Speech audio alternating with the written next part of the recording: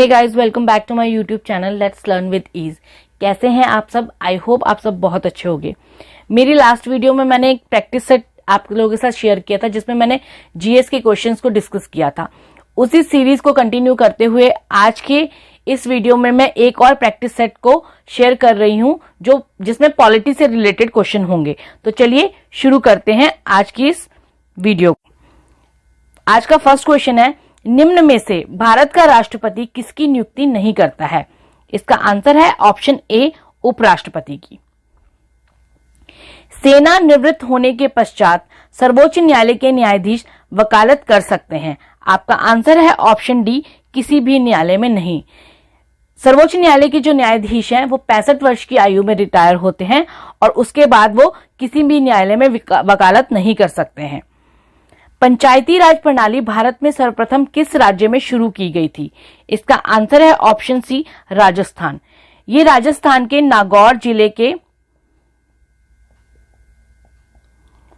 बगदरी गांव से शुरू की गई थी और 2 अक्टूबर 1959 में इसे लागू किया गया था। ग्राम पंचायत का चुनाव कौन कराता है? आपका आंसर है ऑप्शन बी, राज्य चुनाव आयोग। निम्नलिखित में से कौन सा अनुच्छेद भारत के प्रधानमंत्री की नियुक्ति से संबंधित है? इसका आंसर है ऑप्शन सी, अनुच्छेद 75। राष्ट्रपति के पद में रिक्ति होने पर उपराष्ट्रपति अधिकतम कितनी अवधि तक राष्ट्रपति के पद पर कार्य कर सकता है? इसका आंसर है ऑप्शन ए, 6 माह। उससे अधिक इसके पद पर वह कार्य नहीं कर सकता। उसके बाद नए राष्ट्रपति का चुनाव करना बहुत जरूरी है। अगला है, संविधान सभा के लिए चुनाव कब हुए? इसका आंसर है आपका ऑप्शन बी, जुलाई 1946 में। इसके सदस्य जो हैं वह वयस्क मताधिकार के आधार पर अप्रत्यक्ष रूप से निर्वाचित हुए थे, जिसका चुनाव जुलाई 1946 में हुआ था। 3 जून 1947 को किसने भारत विभाजन की घोषणा की थी? इसका आंसर है ऑप्शन सी, लॉर्ड माउंटबेटन ने। इसे माउंटबेटन योजना या 3 जून योजना के नाम से भी जाना जाता है। संविधान सभा के कितने सदस्यों ने मूल मसौदे पर हस्ताक्षर किए? इसका आंसर है ऑप्शन सी, 284। 24 जनवरी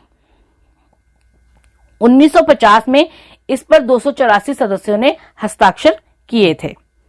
संविधान प्रथम संशोधन अधिनियम 1951 द्वारा निम्नलिखित में से किस अनुसूची को संविधान में जोड़ा गया था?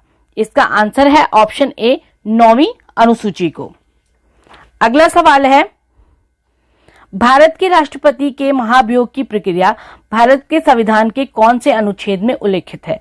इसका आंसर है ऑप्शन ए, 61वें अनुच्छेद में ये उल्लेखित की गई है।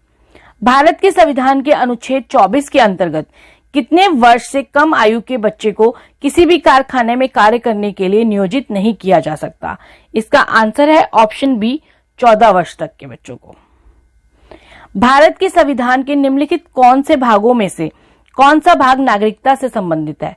तो इसका आंसर है ऑप्शन ए, दूसरा भाग। भारतीय संविधान के किस अनुच्छेद में मौलिक कर्तव्यों के बारे में उल्लेख किया गया? इसका आंसर है ऑप्शन ए, अनुच्छेद 51 ए में। अगला सवाल है, भारतीय संविधान का निम्नलिखित में से कौन सा अनुच्छेद भारत के लेखा नियंत्रक और महालेखा परीक्षक यानी कैग के लिए एक स्वतंत्र पद प्रदान करता है? इसका आंसर है ऑप्शन ए, अनुच्छेद 148।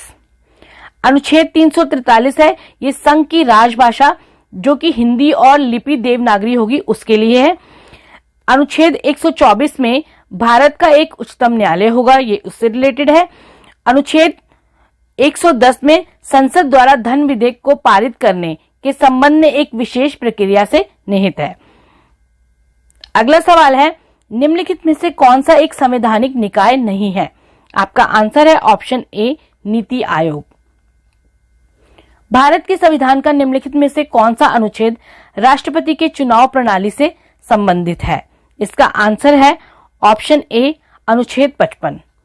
अनुच्छेद 65 में राष्ट्रपति का पद यदि आकस्मिक रूप से खाली हो जाता है, जैसे कि उनकी मृत्यु हो जाती है या वो कहीं चले जाते हैं, तो उस पर उपराष्ट्रपति को राष्ट्रपति के रूप में कार्य करना होता है। ये अनुच्छेद 65 में है।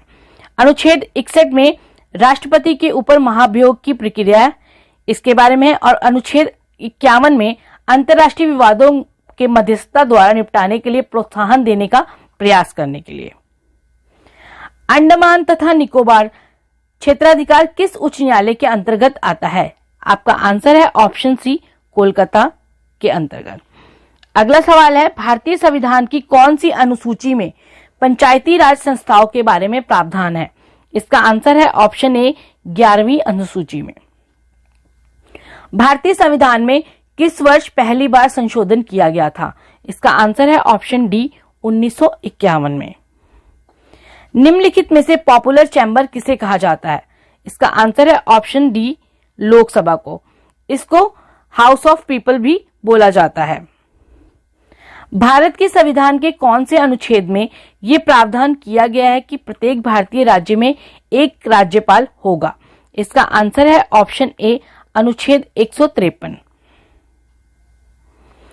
74वें संशोधन अधिनियम 1992 में भारतीय संविधान में कौन सा भाग जोड़ा गया है? तो इसका आंसर है ऑप्शन सी, 9(1). 9वां भाग जोड़ा गया है, 9(1) भाग को जोड़ा गया है।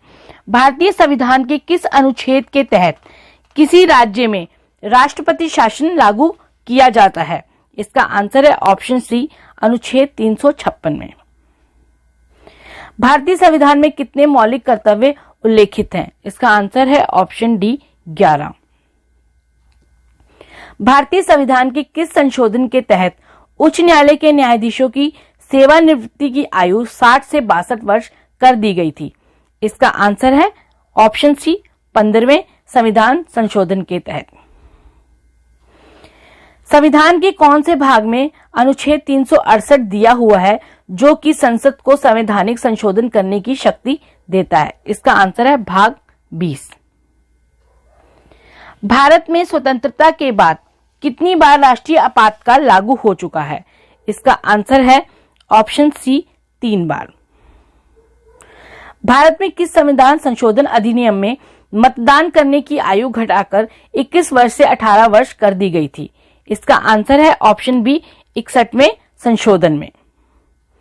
भारत में राज्यसभा के लिए अधिकतम कितनी सीटें निर्धारित हैं? इसका आंसर है ऑप्शन डी, 250 सीटें। Thanks for watching my video. I hope ये वीडियो आपको अच्छी लगेगी और आपके लिए हेल्पफुल भी रहेगी। मिलते हैं नेक्स्ट वीडियो में, तब तक पढ़ते रहिए और नया कुछ सीखते रहिए। And please do like, share and subscribe to my YouTube channel which is Let's Learn with Ease, and press the bell icon to get the new video notification. Thanks, bye and take care.